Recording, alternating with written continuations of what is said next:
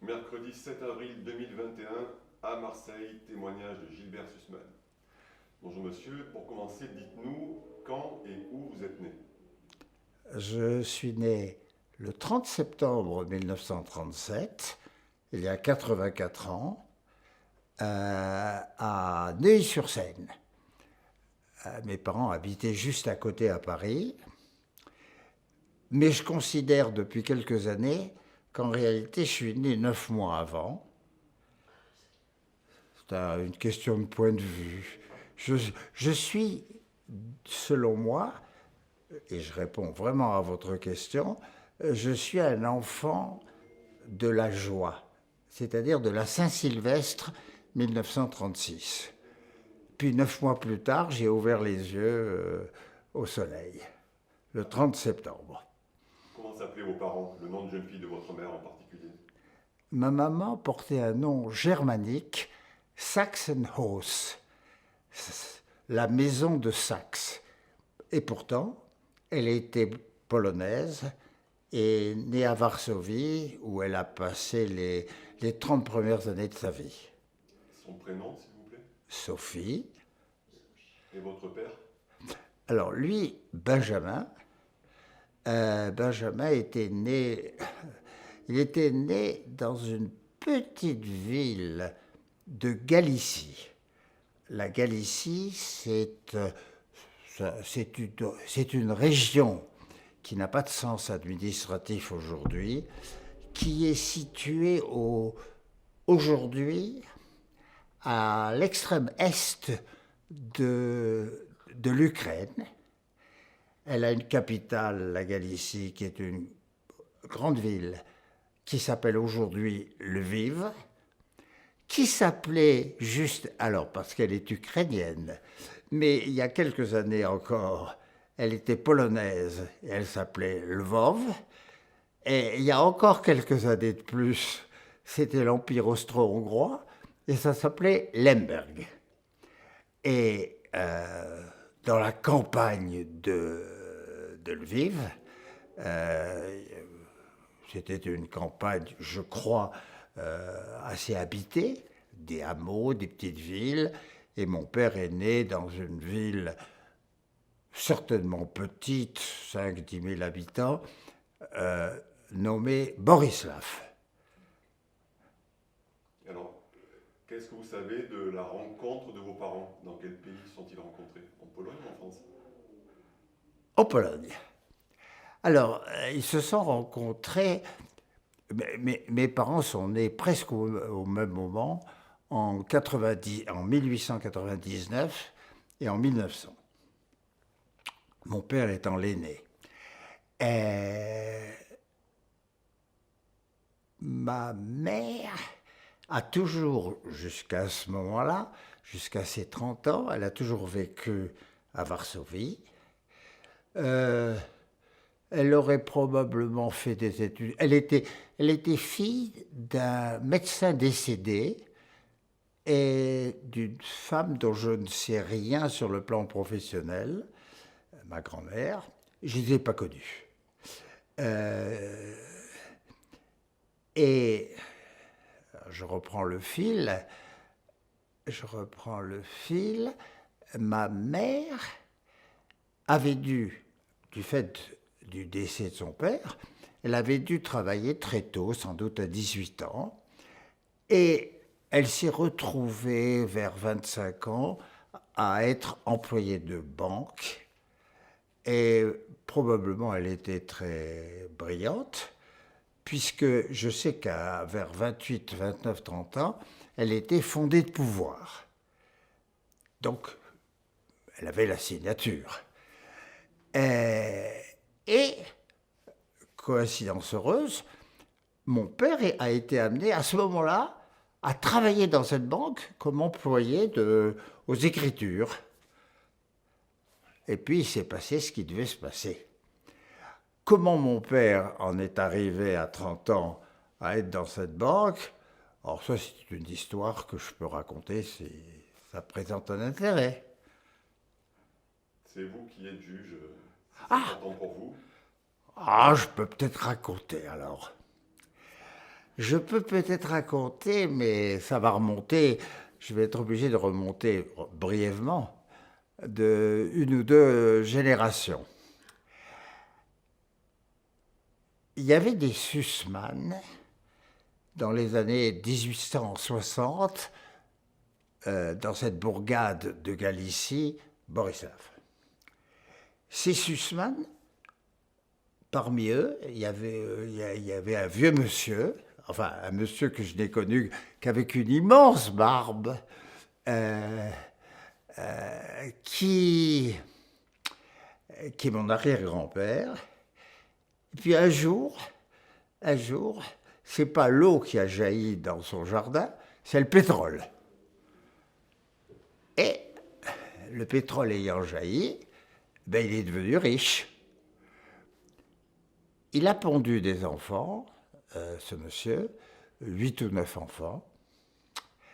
Et parmi ces 8 ou 9 enfants figurait mon grand-père Lazare, loser en yiddish ou en hébreu. Et Lazare a été sans doute un très honnête homme, bien nanti par la rente pétrolière, qui a vécu à Borislav jusqu'à la guerre, jusqu'à la Révolution russe, en allant de temps en temps à Vienne, qui était la capitale de l'Empire austro-hongrois. Et il a élevé ses 5 enfants. Ses 5 enfants, mon père et mes 4 oncles et tantes. Et il leur a donné, lui et sa femme, ils ont donné à ces 5 enfants une éducation bien classique, bien bourgeoise, plus ou moins poussée. Les filles, sur le plan du cursus scolaire, elles ne sont pas allées très loin. Par contre, elles étaient 2, en tout cas des 3, très intelligentes. Mais des filles à cette époque-là, on a de la bourgeoisie. Sauf si elles en exprimaient très, très vivement la volonté, elles n'allaient pas très loin. Elles étaient mères de famille. Alors, mon grand-père a cherché à pousser mon père à faire des études, et ça s'est passé à Vienne. Parce que tout simplement, avec la révolution russe, ils ont préféré quitter la Galicie et s'installer à Vienne. Ça ne devait pas être un problème parce qu'ils avaient de l'argent. Et là, mon père a fait des études d'agronomie. Il aurait eu, mais j'ai jamais trouvé la trace ou la preuve, un diplôme d'ingénieur agronome. Il est allé faire un tour 9 mois en stage aux Pays-Bas comme agronome. Puis comme il était sioniste, c'était à la mode d'être sioniste à l'époque. Il était sioniste et peut-être un petit peu socialiste, au sens de ce que voulait dire socialiste dans les années, avant l'apparition des régimes communistes russes. Comme il était socialiste sioniste, eh bien, il a dit, moi je veux aller en Palestine. Et il est parti en Palestine au début des années 20. Il est parti en Palestine et il en est revenu très vite.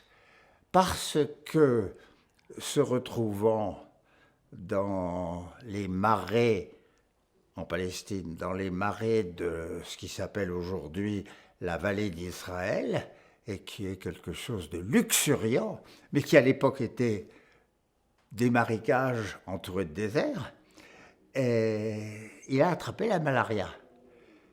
Et la médecine lui a dit, mon petit, si tu veux rester vivant, il faut retourner en Europe. Et donc retourner en Europe, probablement assez déçu.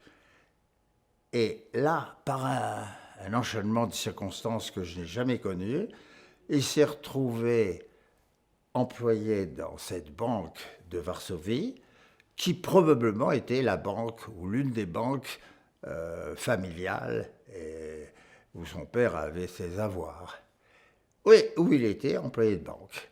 Et c'est comme ça qu'il a rencontré ma mère. Alors, dites-nous s'il vous plaît, qu'est-ce que vos parents vous ont raconté de leur vie en Pologne, que ce soit à Varsovie ou avant, quelle était leur place dans cette société-là par rapport aux autres Polonais en tant que juifs?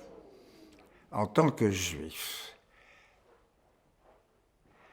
Alors, cette question-là n'aura pas une réponse détaillée de ma part, parce que je n'ai pratiquement aucun souvenir sur ce thème-là.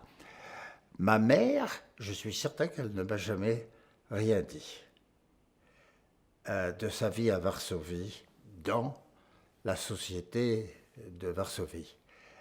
Mon père, ce que je sais de lui, c'est qu'à Vienne, il avait des copains. Ça, j'en suis sûr. Et probablement des copains juifs. Parce que je ne lui ai pas connu. Je n'ai pas entendu parler d'autre chose. Mais de son insertion dans la société polonaise, ou même autrichienne, je ne sais rien. Je ne sais rien. Tout au plus, je peux dire, mais ce n'est pas directement lié à votre question, tout au plus, je peux dire que mon père ne se sentait pas, au sens nationaliste du terme, il ne se sentait pas polonais. Et non seulement il ne se sentait pas polonais, il parlait couramment le polonais comme ma mère, hein, il ne se sentait pas polonais pour des raisons un peu idéologiques. C'est tout simplement parce qu'il considérait que les Polonais étaient catholiques et antisémites, et ça lui convenait pas. Donc, son affection, si je puis dire, pour la culture polonaise, pour la nation polonaise, pour le peuple polonais, était très limitée, très faible. Et j'en ai pas entendu beaucoup parler, Alexandre. Et alors, pour quelle raison et à quelle date vos parents sont partis de Pologne? Je peux parler de la date. La date, c'est 1929-1930. Pourquoi ils sont partis? Je ne le sais pas. Mais de façon négative, j'ai des idées. Je ne le sais pas parce que, curieusement, je leur ai sans doute jamais demandé, ils ne me l'ont jamais dit. Je ne vous ai pas dit, Alexandre, que j'étais fils unique. Hein. Mais ça viendra, je suppose que ça serait venu naturellement un peu plus tard.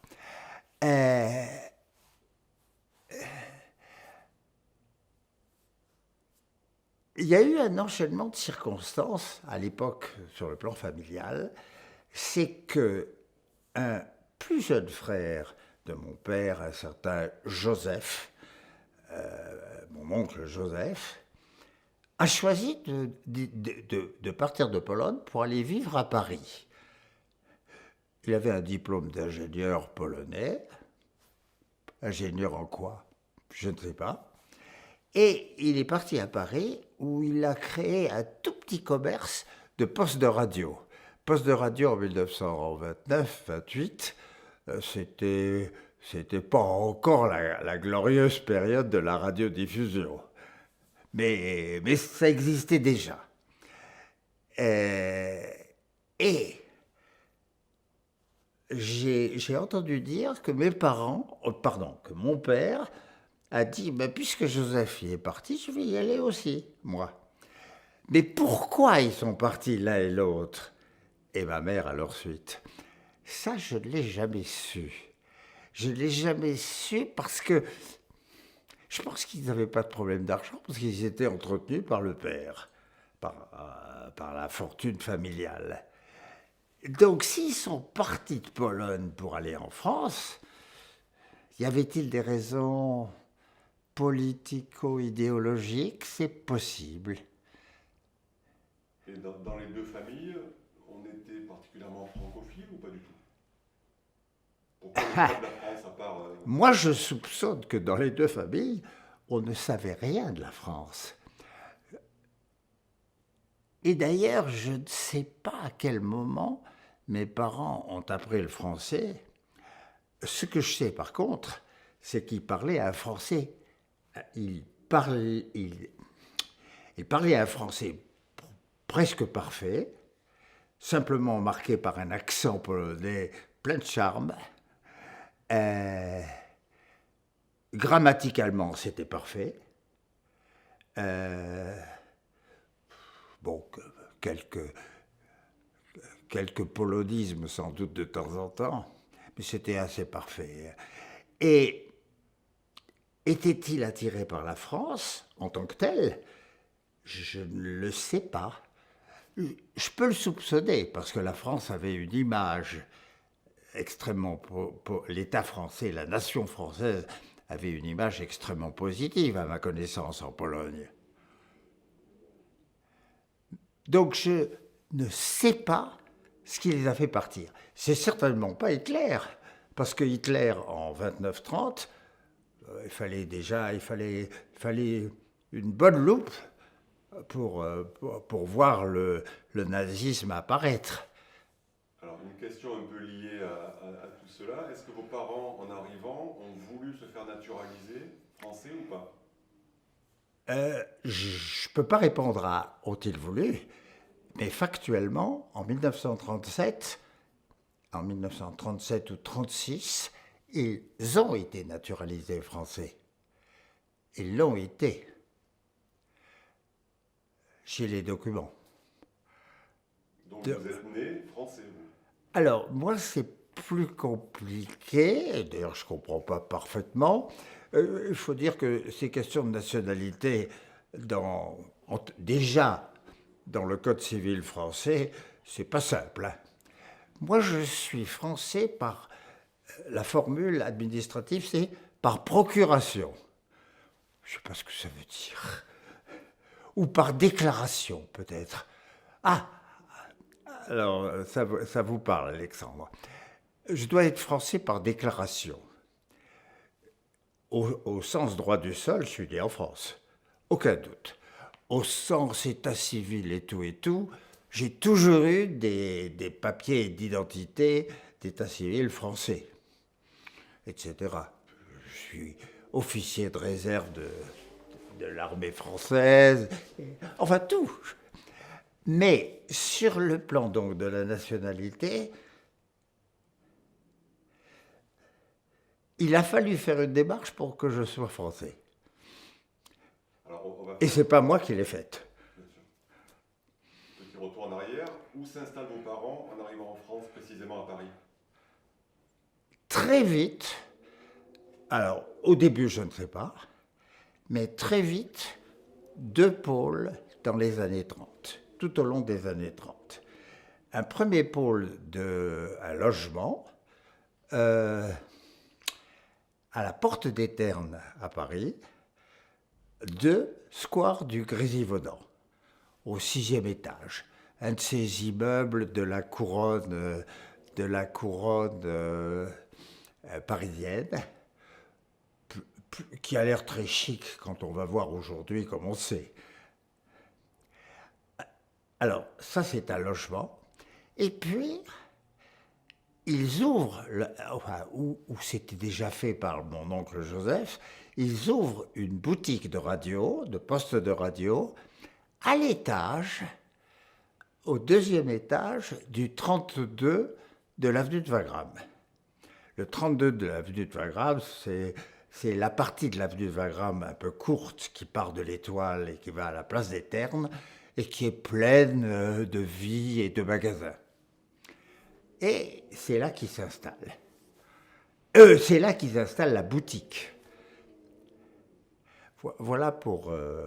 Et l'histoire du 32 boulevard Graham a duré jusqu'en 1976. Mais j'y reviendrai peut-être par la suite.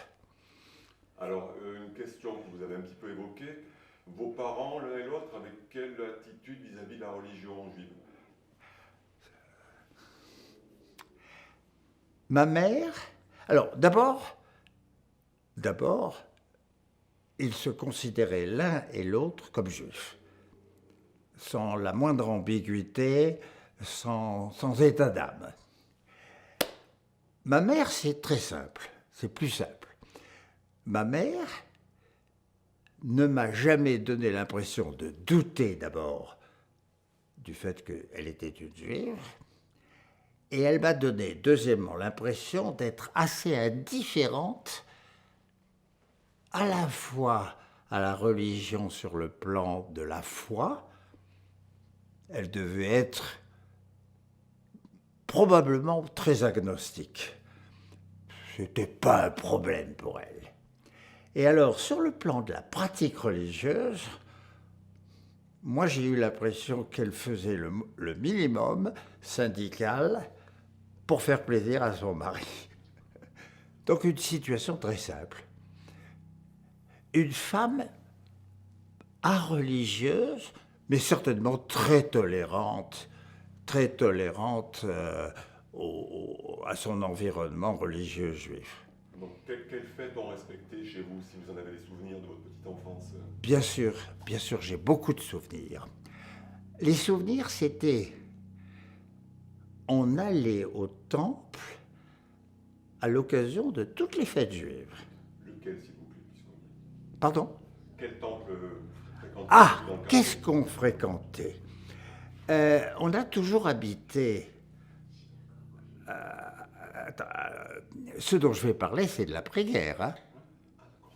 Ah, je précise, Alexandre, vos questions portent maintenant sur... Enfin, Alors, allez-y, terminez, on reviendra après à votre petite enfance. je termine sur cette question de la fréquentation des temples. Réponse, des temples d'obédience libérale, juive libérale. Donc, prononciation de l'hébreu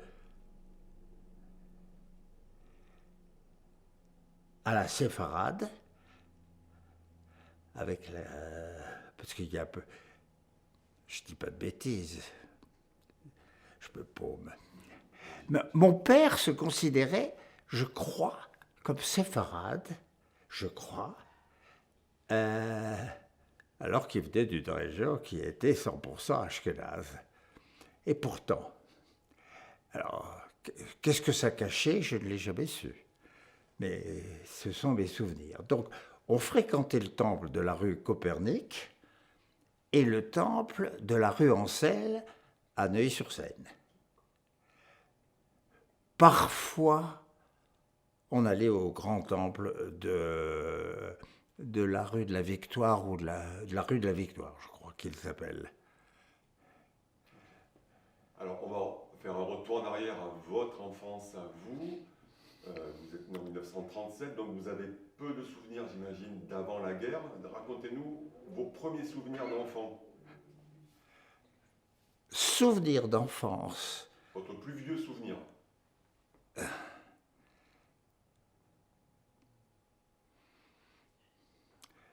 Mon premier souvenir que je pense authentique,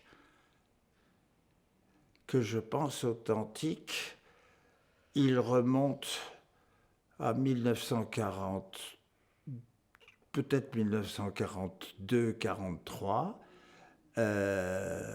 J'avais entre 4 et 5 ans. Je n'ai aucun souvenir antérieur. On m'a raconté des petites choses, mais les souvenirs, je ne les ai pas. Derrière ce que je dis, il y a une idée qui me fait un peu de chagrin parce que je me sens dépourvu. C'est que je pense avoir soit délibérément, soit pour des raisons biologiques, je pense avoir tout censuré de ma petite enfance. Donc j'ai pas de souvenirs. Alors c'est pas grave, dites-nous ce que vous savez de la vie de vos parents, donc jeunes parents de petits enfants, au moment de la déclaration de la guerre, et donc de l'année 40 à cette année 42, date de vos premiers souvenirs. À la déclaration de guerre, situation initiale simple, mes parents vivent à Paris, ils logent dans le 17e square du Grésivaudan, et mon père travaille dans sa petite boutique à l'étage, avenue de Wagram. Et puis arrive un moment, probablement aux alentours de 1940, probablement après l'invasion de l'armée allemande, et il arrive un moment où mes parents quittent Paris et vont habiter dans le Cantal, dans le Massif central, dans la banlieue du chef-lieu du Cantal, Aurillac, un endroit qui s'appelle Arpajon-sur-Cère. Il y a une rivière là-bas qui passe par je crois par Aurillac, qui s'appelle la Cère. Et puis il y a donc une vallée. Et dans ce département du Cantal qui n'est pas très habité, il y a une petite ville qui est Arpajon. Et je pense qu'ils y habitent quelques semaines ou quelques mois dans la maison qui est une propriété d'une famille alliée. Une famille alliée qui est une famille mixte franco-polonaise et dont j'ai découvert assez récemment qu'elle était liée au nom de jeune fille de ma mère. Au nom de jeune fille de la mère de ma mère, c'est-à-dire de ma grand-mère maternelle. Ce nom étant... Il faudrait que je cherche et c'est pas le moment. Alors, est-ce que vous pourriez nous dire, si vous le savez, dans quelles conditions ils ont traversé la ligne de démarcation ? Aucune idée. Aucune idée, et je suppodore qu'ils ont traversé la ligne de démarcation avant qu'elle ne soit constituée. Autrement dit, parce que les Allemands sont arrivés, l'occupation allemande a commencé en 40 ou en 41 ? En 40 à Paris. Pardon ? À Paris, c'était en juin 40, donc vos parents seraient partis pendant l'exode, c'est ça ? Comme des milliers d'autres Parisiens ? Quelque chose comme ça. C'est pas impossible. En tout cas, je ne le sais pas. Alors, vous ne le savez pas, donc, parce que vos parents vous ont peu raconté de cette période après, plus tard ? C'est ça ? Je préfère dire que je ne me souviens pas.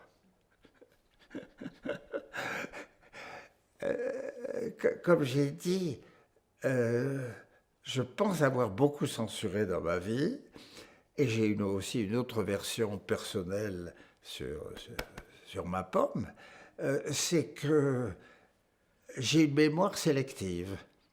Je retiens assez bien des faits, je retiens assez bien des lois, des structures. Quand je dis assez bien, c'est même très bien. Mais les événements, les situations, tout ça, aujourd'hui, ça m'échappe. Alors, j'ai une question peut-être moins précise. Vos parents arrivent en zone libre, donc à une date qui est certainement... 40-41. Ok. Ils vivent en zone libre sous leur vraie identité ou ils ont des faux papiers ?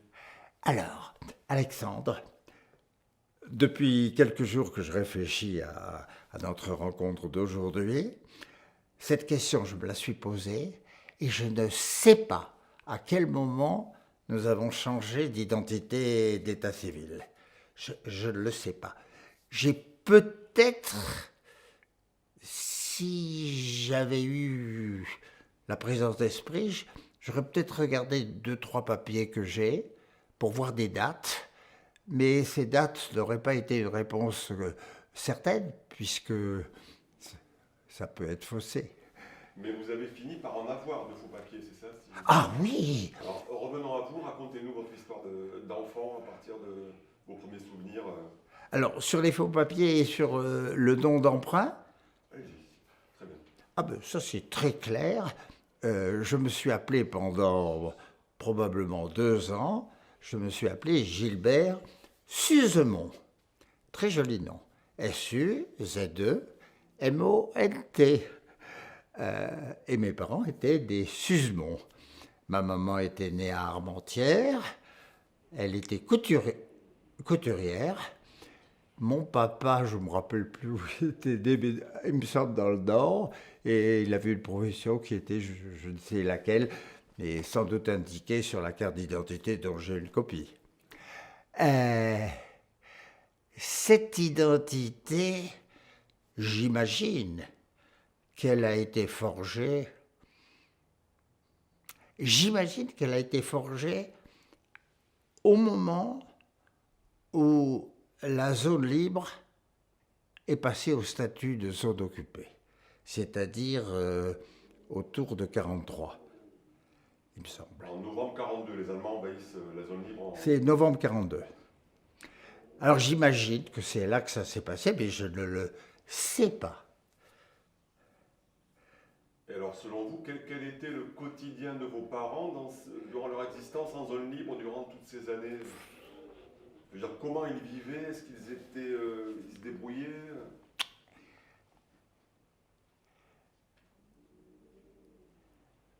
Je connais les lieux de résidence. Ça, c'est un fil qu'on peut tirer.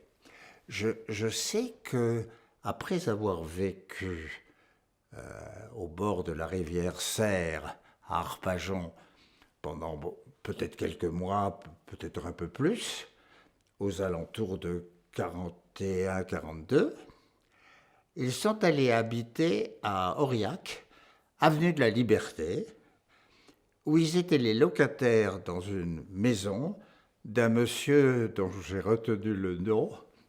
Donc il y a des choses que je sais. Un monsieur qui s'appelait Orsibal. Monsieur Orsibal. Probablement un brave homme quelconque. Ils ont donc habité sans doute quelques mois là-bas. Puis, ils ont déménagé toujours à Aurillac, avenue de la Gare. Ils sont passés de l'avenue de la Liberté à l'avenue de la Gare. L'avenue de la Gare qui est donc très centrale, dans un appartement. Et lorsque moi j'ai, en 1943, dans le courant de l'année 1943, quand moi j'ai quitté Aurillac pour être vraiment caché, ils habitaient toujours avenue de la Gare. Je suis parti et eux, ils étaient avenue de la Gare. Vous vous rappelez du moment où vous êtes parti? C'est un souvenir qui est resté Rien de rien. Tout ça est totalement inexistant pour moi.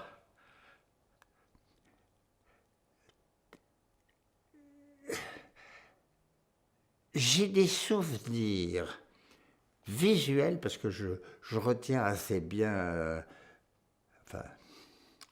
les sites. Et les questions d'orientation sont des choses que je retiens assez bien. Je vois très bien l'avenue de la Gare. Je vois vaguement l'habitation. Je vois très bien l'avenue de la Liberté, le coup d'avant.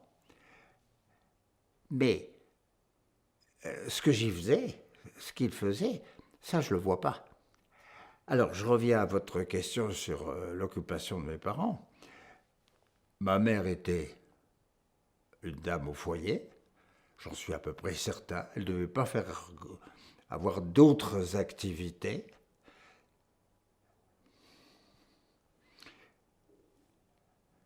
Je suis vraiment réduit à des hypothèses. Mon père, il y a eu un moment dans ces années 42-43 où il a eu affaire avec une école d'agriculture située à Poligny, dans le Jura. Je ne sais pas ce qu'il y a fait, mais il y a peut-être travaillé, puis il est revenu.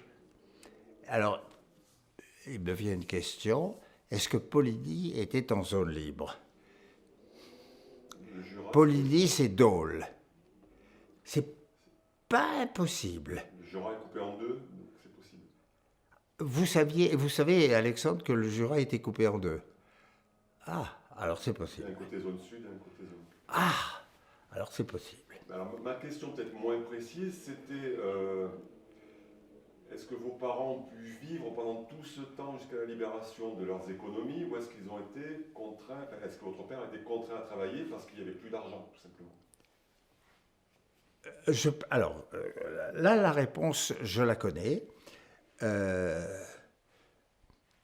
pense que mes parents, sauf peut-être cet épisode d'agronomie ou d'école je pense que mes parents n'ont jamais pendant ces 4 ans travaillé pour gagner leur vie. Ils ont vécu sur les diamants et l'or de la famille, qui venait des parents, de mes grands-parents, c'est-à-dire d'Autriche.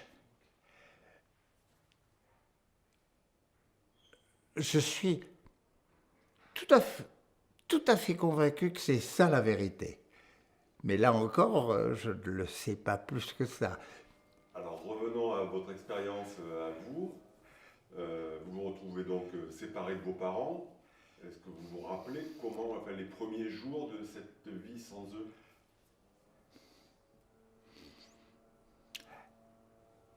Le vécu inexistant pour moi. Le cadre, le bâtiment, je me le souviens, je me rappelle très bien.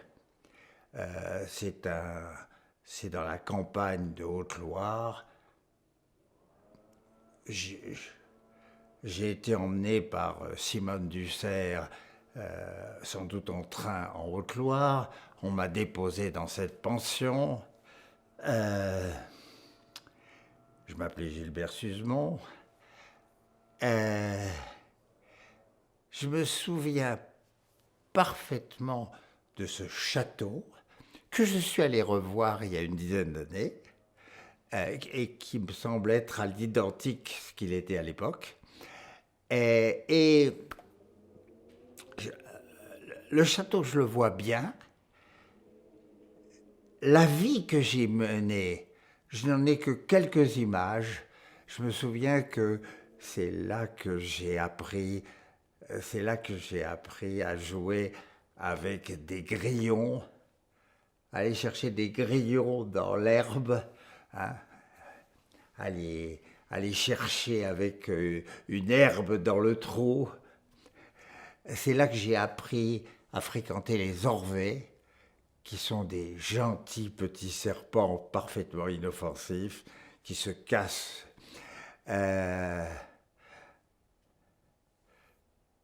là que j'ai appris à chanter des chansons folkloriques, des chansons de jeunes. On chantait beaucoup à l'époque, après notamment le Front populaire. Et alors, est-ce que vous vous rappeliez si vous étiez le seul Parisien ou pas? Parisien?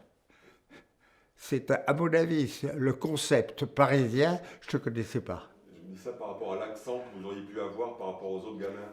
Rien, aucun souvenir. Aucun souvenir d'avoir été perçu comme différent autour de moi. Aucun souvenir de vie sociale, sauf le nom d'un garçon avec qui je copinais. Le nom, c'est Néra. Mais qui était Néra? Je ne sais pas. Rappelez-vous, à Job, donc enfant caché, je pense que c'était en 43-44, surtout 43, ça a dû durer 9 mois, 1 an, maximum. À Job, qu'est-ce que je voulais dire? Je pense que je vivais une vie sans souci. J'ai le souvenir d'une maîtresse, institutrice, d'une maîtresse qui me séduisait beaucoup. Je devais la trouver belle. Et qui avait les cheveux pris dans une résille rouge. Ça, je me le rappelle. J'ai le souvenir de la cave dans laquelle de temps en temps on allait se réfugier parce qu'on avait peur de bombardements. Bombardements en pleine campagne, dans cette zone de petites montagnes. La probabilité devait être bien faible, mais on y allait. Et j'ai le souvenir que j'y mangeais des carottes crues avec délices. J'aime toujours les carottes crues. Quoi d'autre? On allait de temps en temps faire des promenades à pied en groupe et un peu plus haut dans la montagne. Et c'est là que j'ai découvert les myrtilles sauvages. On allait marcher sur la route qui conduisait au petit village significatif voisin qui s'appelle Vertolaye et qu'on retrouve très bien sur les cartes aujourd'hui. Et on y allait en chantant, y compris Maréchal, nous voilà. Tout ça. Ma vision du pétainisme à l'époque, elle était réduite à Maréchal, nous voilà. Je n'avais aucune conscience politique. Je vous rassure. Et que puis-je dire d'autre de cette vie? Est-ce que vous étiez très petit, donc c'est peut-être un peu délicat de demander ça, mais est-ce que vous vous rappelez si vos parents vous donnaient des nouvelles écrites ou Oui. pas? Je ne me le rappelle pas, je le sais. Je suis certain que je recevais des colis. Le colis, le concept de colis, j'y ai repensé depuis, le concept de colis était très important dans ces périodes de rationnement. Puisque, comme vous le savez, Alexandre, il y avait des tickets de rationnement, il n'y avait pas à manger, tout ça partait, je l'ai su après coup, en m'intéressant à l'histoire, tout ça partait en Allemagne. Hein. Alors, je pense que je recevais des colis. Je me demande comment ils se débrouillaient, mais enfin, je pense que j'en recevais. Mais ce n'est pas un souvenir, c'est plutôt un oui-dire. J'ai vraiment bien censuré. Et les repas dans cette institution... Pardon? Les repas dans cette institution étaient, d'après vous, insuffisants en termes de nourriture?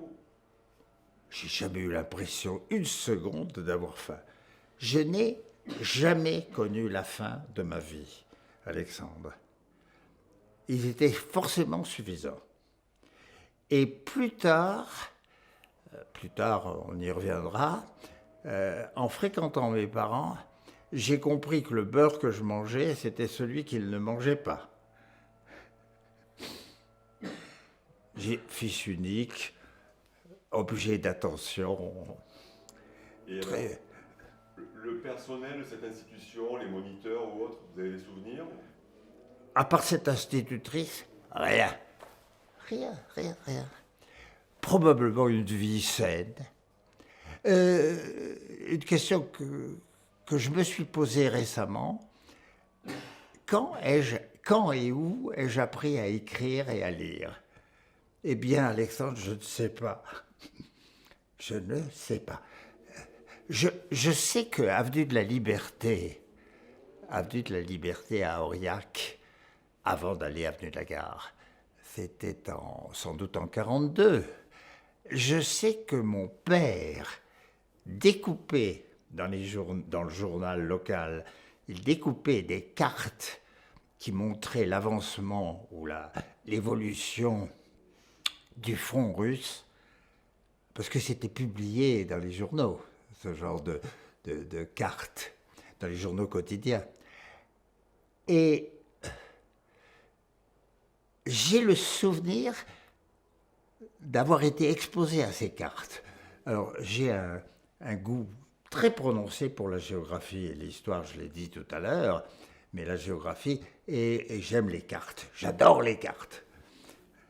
Je vis avec les cartes. J'ai plus ou moins le sens de l'orientation, mais je casse les pieds à tout le monde et à ma progéniture avec l'apprentissage de l'usage des cartes. Alors ça m'est resté. Je savais, entre guillemets, lire une carte à l'âge de 4 ans. Mais savais-je lire? J'en sais foutrerais. Je ne sais pas quand j'ai appris à lire. La maladie ne m'a jamais quitté, mais je ne sais pas quand elle m'a pris. Et j'aurai jamais la réponse. Alors, entre votre séparation d'avec vos parents et la libération, qu'est-ce que vous savez de leur vie à eux? Est-ce qu'ils ont changé de résidence? Ah non. Non. Non, je ne sais rien. Si je comprends bien, plus tard, vos parents, c'est une période qu'ils n'évoquaient jamais avec vous? Sans doute ne l'évoquait-il pas souvent. Je n'ai jamais eu l'impression qu'il y avait des tabous sur ces questions-là. J'ai pas eu l'impression qu'il y avait des tabous, des non-dits, des choses comme ça. Mais je ne posais pas de questions ou ils n'en parlaient pas. Ils avaient gardé des relations. Ils avaient gardé des relations amicales avec, on va dire, la famille plus française que polonaise, qui les avait peut-être hébergés à Arpajon-sur-Cère, après coup. Et peut-être en parlait-il avec eux, mais moi, j'en ai pas de souvenir. Et alors, à quelle date votre famille a-t-elle été reconstituée? Les retrouvailles, vous les datez de quand? Je pense en 44, probablement vers le printemps 44, et ça s'est fait d'une façon que je trouve a posteriori surprenante. Moi, j'étais donc à Job, dans ce château, école-pension. Et mes parents ont quitté Aurillac pour venir s'installer en location dans ce petit village de Job. Et ils vivaient dans un petit logement que je situe géographiquement dans le village. Et à un moment,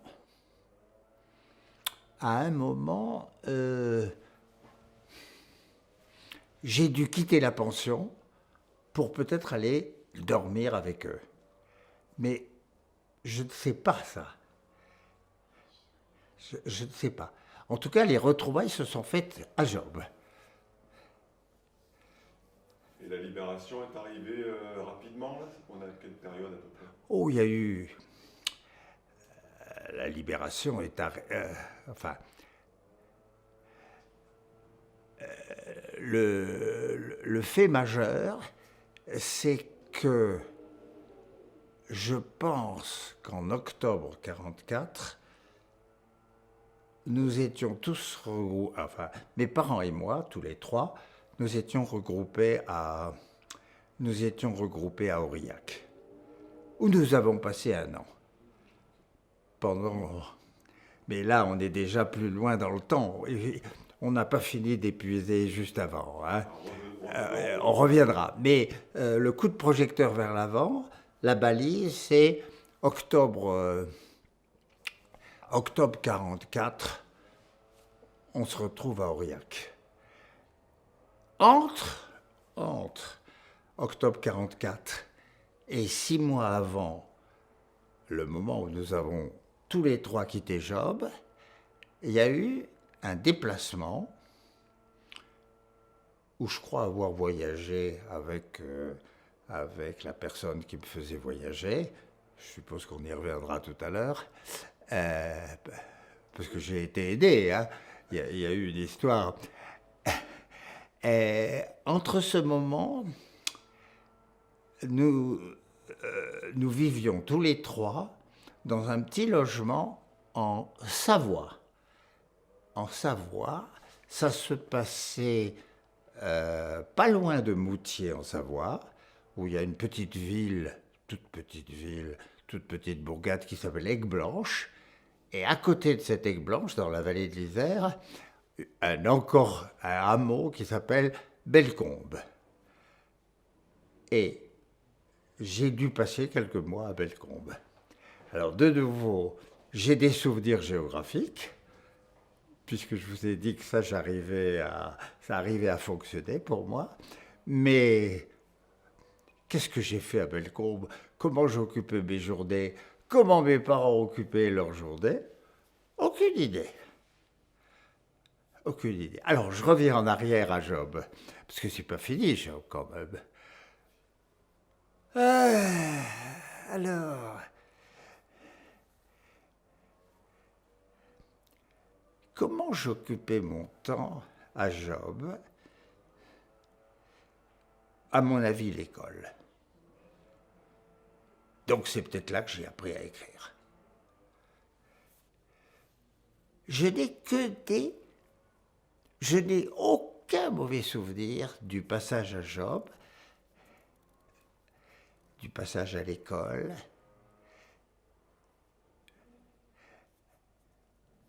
Je revois vaguement la cantine.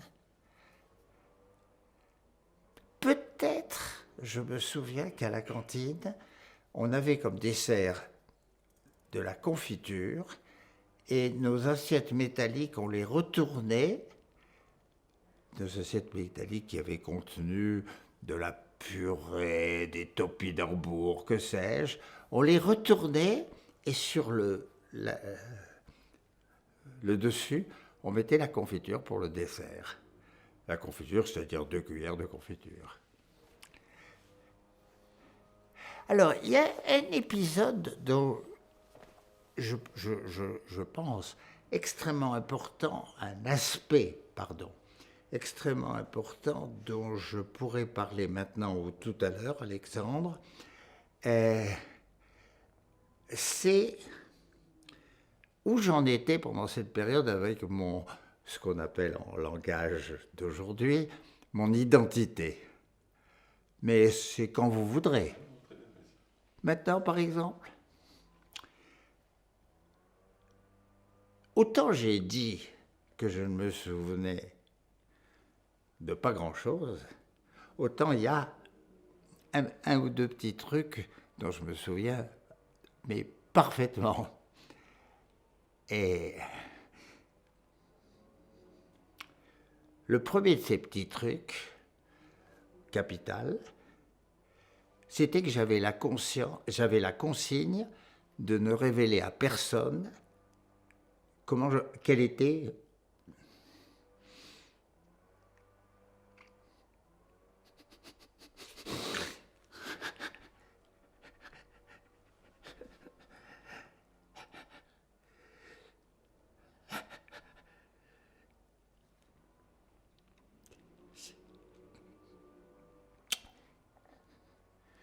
je suis vraiment un vieux con émotif.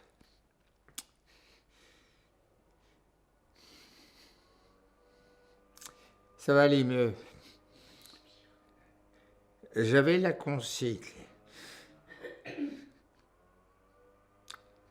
de ne révéler à personne quel était mon nom Sussman.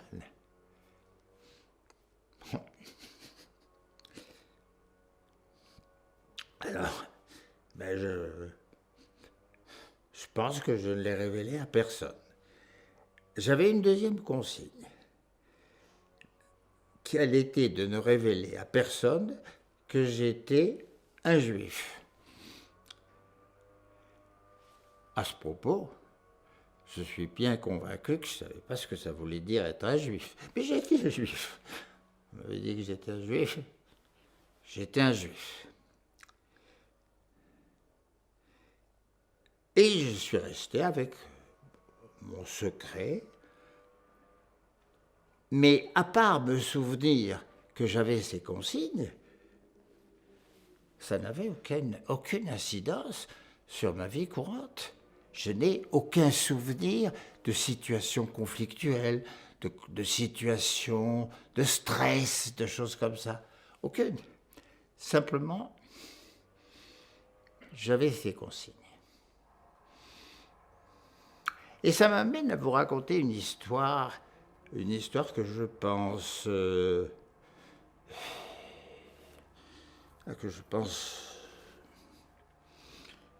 assez forte, disons. Tous les dimanches à Job, nous allions tous à la messe.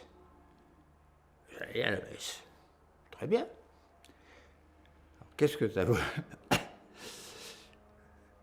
qu'est-ce que ça voulait dire la messe pour moi? Probablement déjà quelque chose, parce que j'ai un souvenir très précis que je véhicule depuis cette époque-là, et donc j'ai quand même un souvenir. Et ce souvenir,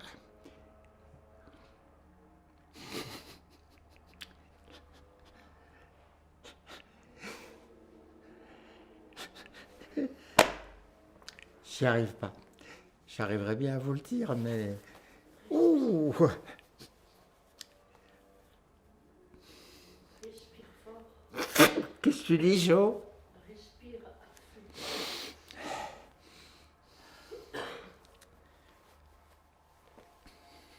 Plusieurs fois.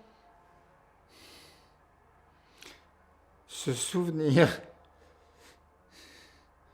c'est que pendant la messe, et dans mon roman, comme dit mon épouse Joëlle, dans mon roman, peut-être pendant que l'assistance récitait le Notre Père, eh bien moi, dans ma tête,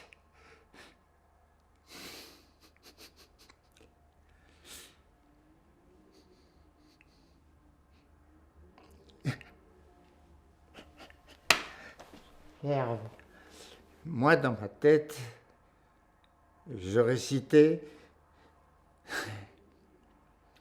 Shema Israël. Parce que mon père m'avait appris cette prière de base de la religion juive, qui est le Shema Israël. Je ne savais pas ce que ça voulait dire. Je ne sais toujours pas. Alors moi, je récitais ça.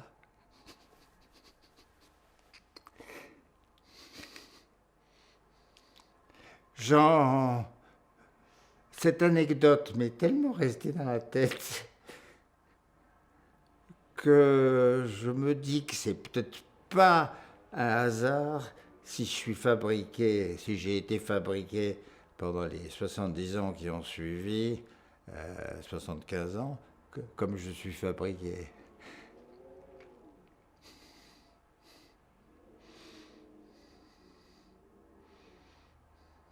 C'est un de vos souvenirs les plus importants pour vous de cette période?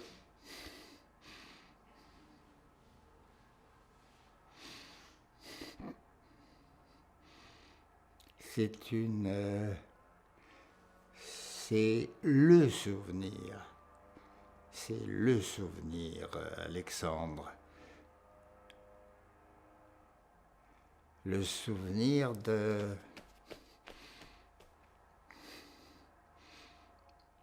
Faut pas me toucher. Je suis ce que je suis. Je pense.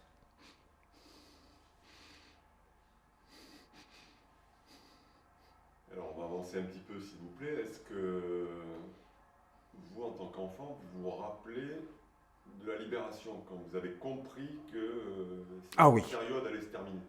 Ah oui. Oui. Ça se passait donc à Aurillac. J'ai confusément le souvenir de fête. Un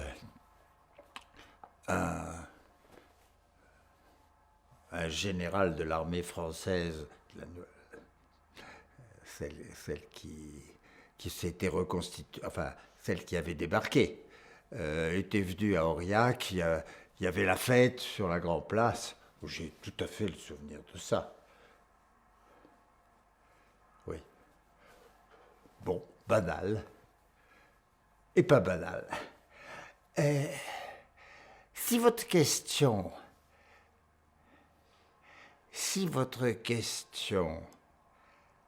autour de la libération, c'est est-ce que je me sentais prisonnier avant de quelque chose, ben la réponse n'est pas claire.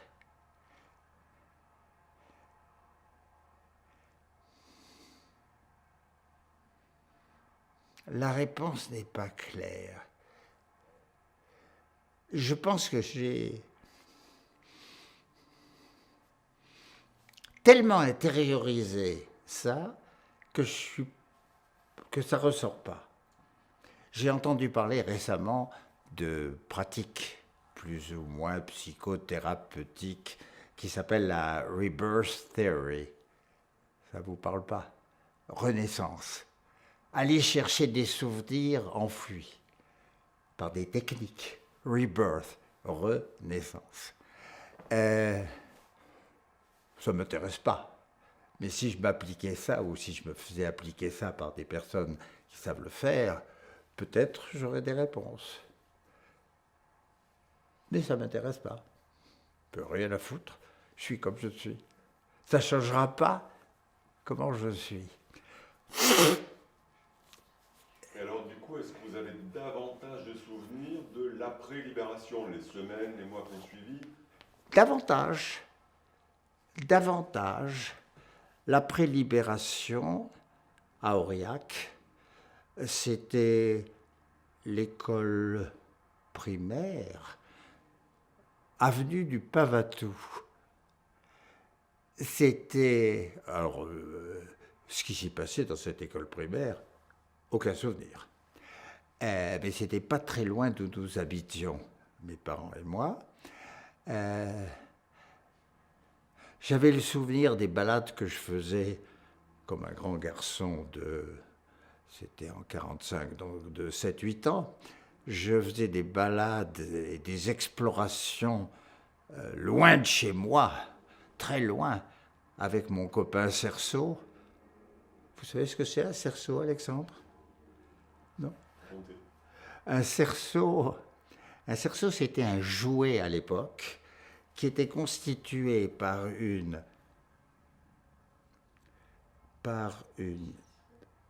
longue tige de bois, pas très grosse, refermée sur elle-même de manière à faire un cercle. Et ce cercle, avec un bâton, on le faisait rouler et on pouvait courir à côté. Et donc, je courais avec mon copain, le cerceau. Et j'explorais ce que je croyais être la lointaine campagne en dehors du centre d'Aurillac. Après coup, je pense que je faisais peut-être 1 kilomètre ou 1,5 kilomètre. Hein. Mais pour moi, c'était loin, avec mon copain le cerceau. Je me suis bien amusé avec ça. J'ai aussi le souvenir que pas très loin d'où nous habitions, il y avait une sorte de place déjà excentrée au bord d'une rivière qui traverse Aurillac qui s'appelle la Jordanne et où il y avait des fêtes foraines. Et moi, sans doute avec les 3 sous que mes parents me donnaient, j'allais jouer. J'étais déjà un adepte des fêtes foraines. Parce que j'ai fréquenté plus tard dans ma vie les fêtes foraines. C'est là que j'ai appris à conduire. Avec les autotamponneuses. Je suis devenu un brillant conducteur dans les embouteillages grâce à cette formation. Mais ça, là, j'avais déjà 11-12 ans. J'ai une question plus précise sur cette période. Qu'est-ce que vous pouvez nous dire aujourd'hui sur les raisons qui font que vos parents, ayant peut-être le choix de rentrer à Paris dès le mois de septembre 1944, ont choisi de rester à Aurillac et de vous scolariser pendant un an? Ah, je sais. Enfin, je soupçonne. Alexandre.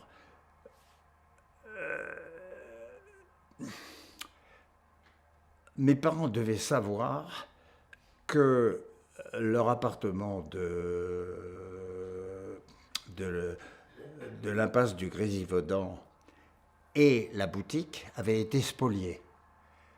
Autrement dit, il n'y avait plus rien.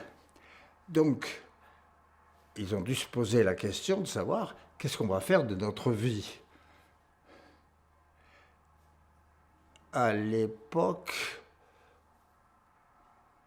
l'idée, par exemple, d'aller en Israël, si elle s'est posée, je ne l'ai pas su. Je pense qu'ils ont dit, on va rentrer à Paris. Et ils sont rentrés à Paris. Enfin, ils sont rentrés à Paris, mais avec une étape intermédiaire. Mon père a quitté Aurillac, est allé à Paris pour refonder les choses. Il a pu récupérer le logement, l'appartement, dans lequel se trouvait la boutique de l'avenue de Wagram, du 32 avenue de Wagram.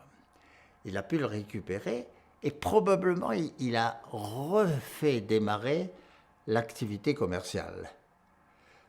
Probablement. Pendant ce temps, ma mère et moi, on était toujours à Aurillac. Et ça a duré 1 an. Ce qui fait que moi, j'ai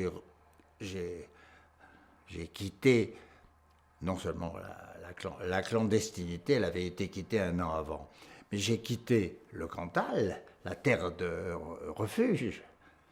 Je l'ai quitté 1 an après, fin 1945. Je suis arrivé à Paris, je suppose, à l'été 1946. Et alors là, quand vous rentrez à Paris, il y a des souvenirs qui vous remontent de Paris ou vous avez l'impression que c'est une découverte totale?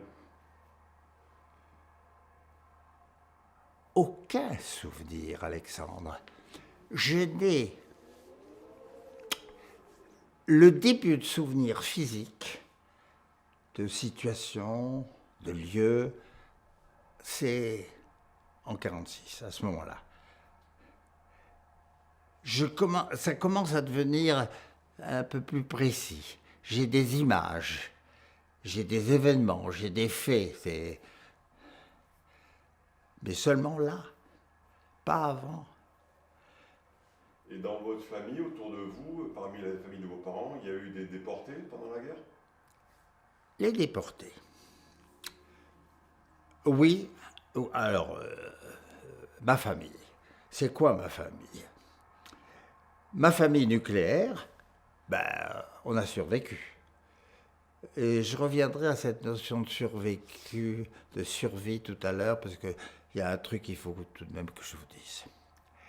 Assez important. Donc, nous 3, ça a marché. On a survécu. En France, j'avais de la famille en France qui était mon oncle Joseph et ma tante Clara et son mari Salomon. Salomon et Clara, ils ont vécu à Nice et ils ont réussi à passer la guerre à Nice. Et ils ont survécu. Mon oncle Joseph, celui qui était l'ingénieur, qui avait été le premier à quitter les pays slaves pour venir en France, mon oncle Joseph, lui, après un intermède où il a passé un an dans la Légion étrangère au Maroc, ce con est revenu en France, et puis au bout d'un moment, début 1944, il a été attrapé, et il est parti se faire transformer en fumée dans l'Est. Donc déporté et probablement très rapidement liquidé. Ça, c'est pour la France. Alors, il y a le reste de ma famille. Le reste de ma famille, ce sont, pour simplifier les choses, mes grands-parents et mes oncles et tantes de l'étranger. Eh bien, une partie ont survécu, une petite partie, notamment une de mes tantes et son mari médecin à Vienne, qui en 1938 sont partis aux États-Unis. Et dans la saga familiale, on raconte que ce médecin, mon oncle, par alliance, ce médecin était considéré à l'époque comme le crétin de la famille parce qu'il partait. Ce crétin, il n'a aucune raison de partir, il a tout ici à Vienne. Et il part. Il est donc parti et il a vécu jusqu'à 85 ans ou 90 ans. Par contre, ce qui reste, c'est une de mes tantes. Une de mes tantes, elle, mariée avec un médecin viennois, mort prématurément, et mère de 2 fils, en 1938, bon, elle est morte, hein. Elle est morte déportée ou peut-être même pas, elle a peut-être même pas eu le temps d'être déportée avant d'être assassinée. Celle-là est pour moi l'objet d'une anecdote que je trouve particulièrement déchirante.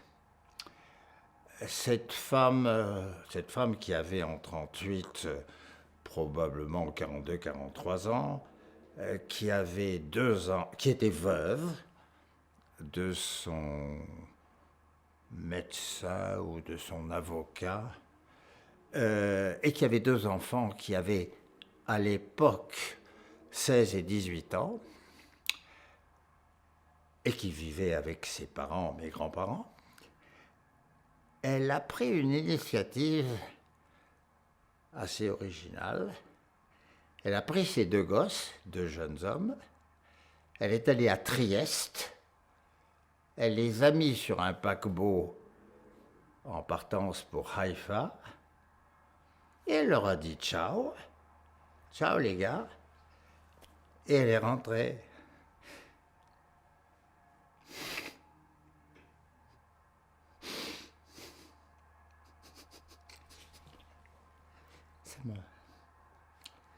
Ça me reprend.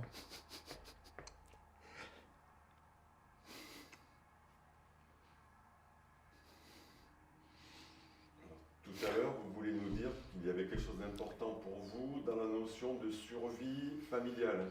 Dans ce terme-là, c'était quoi Ah ben c'est... Ça fait quelques années que je pense que je suis une espèce de zombie. Je rajoute à Alexandre. Moi, je pense que je suis mort.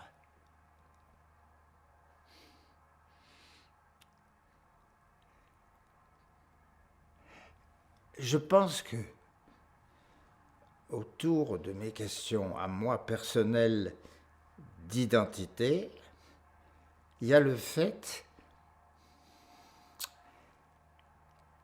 qu'à cette époque où j'étais enfant, enfant caché, je subodore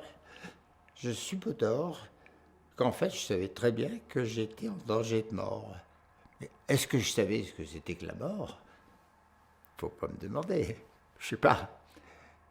Et je vous ai dit que j'avais totalement ignoré, dans mes souvenirs, la peur est quelque chose que j'ai parfaitement ignoré. Le danger physique, je ne l'ai jamais connu.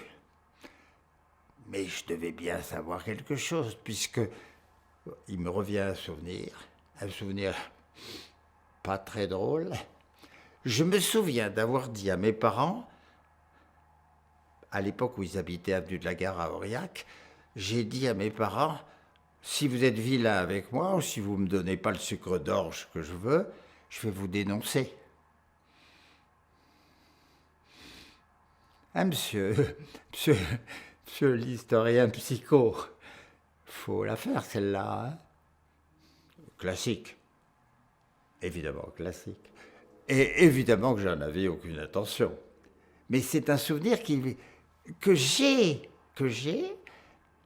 oublié de vous préparer, qui vient de me revenir. Je suis très content de vous raconter ça. Épouvantable. On va arriver à la fin de votre témoignage, mais j'ai 2 ou 3 questions un peu précises. Vos parents étaient naturalisés français avant la guerre. Est-ce que vous savez si pendant la guerre, ils ont été dénaturalisés par Vichy? Ils ont été dénaturalisés. Ils ont été. Il a fallu qu'ils refassent des démarches après la guerre. Ils ont été. Et leur vie a repris de quelle manière une fois que votre mère est rentrée aussi à Paris? Oui, Ça allait? La vie était, la page était tournée ou... il y a eu l'histoire des réparations, peut-être, qui a dû avoir de l'importance pour eux, en tout cas qu'il y en a eu. Il fallait vivre. À mon avis, l'or et les diamants, il n'y en avait plus. Donc il fallait vivre. Alors il y a eu, à propos de la page tournée, il y a eu les réparations par l'Autriche et par l'État autrichien et l'État allemand. Ça a eu une certaine incidence dans la suite de ma vie. Alors justement, dans la suite de votre vie, vous avez eu des enfants. Hein? Qu'est-ce que vous leur avez raconté de votre vie? Tout. Tout. À partir de quel âge? Quand ils étaient petits, eux ou... J'avais une règle absolue, avec délicatesse, pas de tabou. Pas de tabou conscient. Tout. Tout parce que mon idée, c'était qu'il fallait qu'ils sachent qui était leur père. Avec quelques-uns de défauts. Et donc, pour revenir à quelque chose que vous avez déjà évoqué, vous avez grandi, mais avec vos parents, finalement, on ne parlait pas de la guerre entre vous.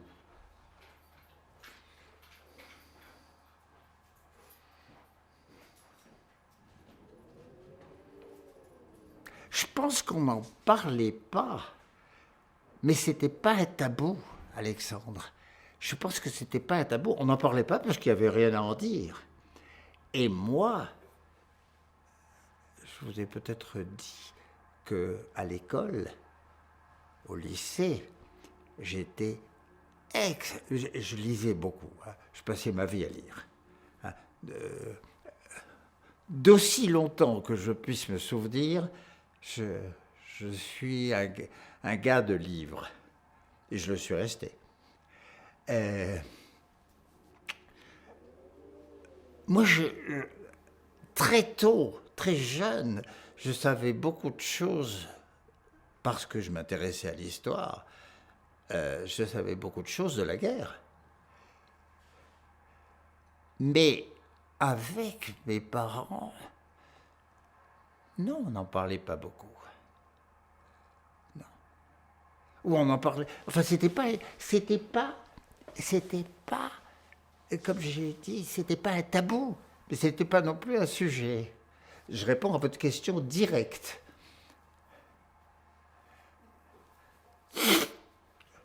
Et alors, à la fin de vos études, vous avez fait quoi comme métier?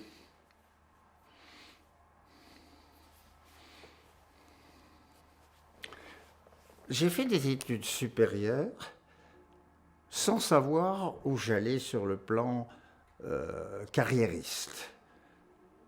Je n'avais pas de plan de carrière.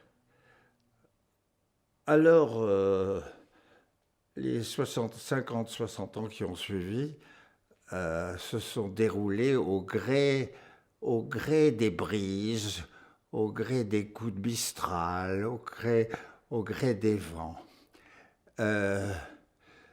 J'ai fait des métiers, j'ai gagné ma vie. Bon, j'ai commencé à 17 ans par des petits boulots. J'ai le souvenir, pour vous faire rire, j'ai le souvenir d'avoir gagné mon argent de poche à 14 ans en vendant des papiers journaux aux poissonniers du petit marché qui n'était pas très loin de chez nous.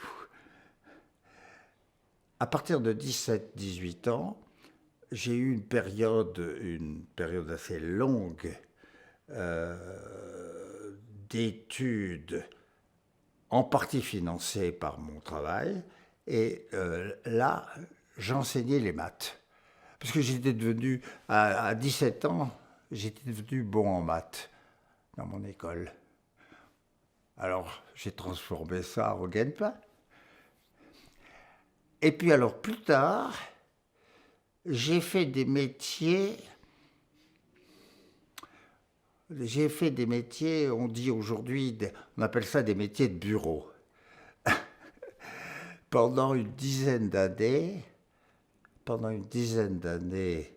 j'ai travaillé dans une société de conseil, enfin dans une société d'études en économie et en organisation, jusque vers 35 ans. Et puis alors à 35 ans,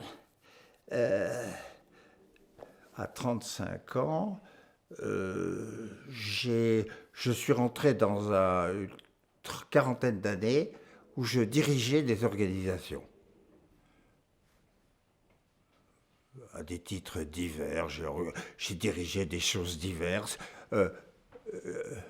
J'ai dirigé un truc pas classique du tout. J'ai dirigé et créé une école d'ingénieurs. Je ris parce que ça n'arrive pas à tout le monde tous les jours. Et puis j'ai dirigé des petites entreprises. Et depuis 25 ans et jusqu'à il y a 3-4 ans, travail de conseil, de direction. Alors, on arrive à la fin. J'ai une dernière question, s'il vous plaît. Pour quelle raison vous avez accepté de témoigner aujourd'hui pour nous? Elle est bien, cette question. La raison profonde, c'est que j'ai, comme d'autres personnes probablement dans cette pièce, j'ai le culte de la mémoire. Et je culpabilise beaucoup à propos de 2 personnes qui ont aidé mes parents et moi pendant la guerre et que je n'ai toujours pas signalé aux organisations diverses qui s'occupent des justes. Et quand j'ai eu le message d'Élise par David, je me suis dit, c'est la seule chose importante. Bien sûr que j'ai envie de raconter mon mais dans ce que je vous ai dit, il y a 1 ou 2 anecdotes qui forcément vous ont frappé et qui peuvent servir à d'autres. puisqu'elle porte sur la notion d'identité. Vous ne m'avez d'ailleurs pas demandé si je me sentais juif. Vous vous sentez juif? J'ai décidé de l'être. J'ai décidé de l'être, Alexandre. J'ai décidé d'être juif et je me suis fabriqué ma définition du juif à l'usage de ma marmaille. Vous voulez savoir laquelle? Je ne l'ai jamais trouvée dans la littérature, celle-là. Eh bien, je suis juif parce que je me sens juif et que je me décrète juif. Pas pour une autre raison. Pas parce qu'un État a dit que. Pas parce que ma mère, etc. Pas parce qu'on m'a coupé le bout de la quéquette. Je suis juif parce que j'ai décidé que j'étais juif. C'est une décision que j'ai prise vers 19-20 ans. Il y a eu des troubles avant. Je ne savais plus très bien qui j'étais. Je ne savais pas ce que je voulais. Donc, pour revenir à votre question, l'important pour moi, c'est d'être peut-être entré enfin dans un cycle où je vais pouvoir faire savoir qu'il y a deux personnes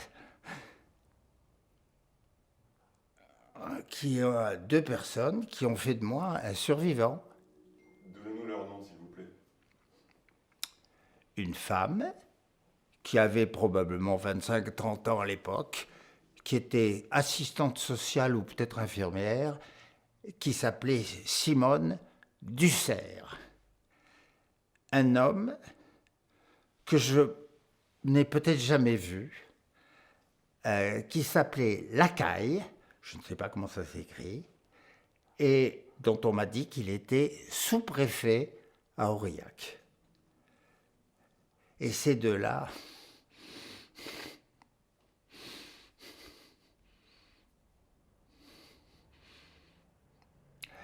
Lacaille, il animait peut-être un réseau,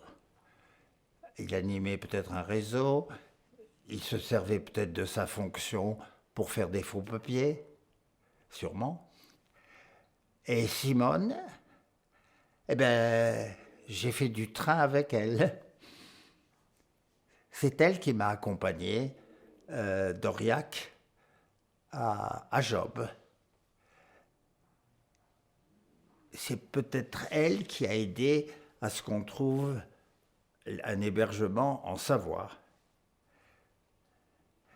Donc voilà pourquoi j'ai été heureux qu'à ce moment-là de ma vie, ces jours-ci, cette occasion, grâce à Élise, me soit arrivée. Puisse tout ce que je vous ai dit être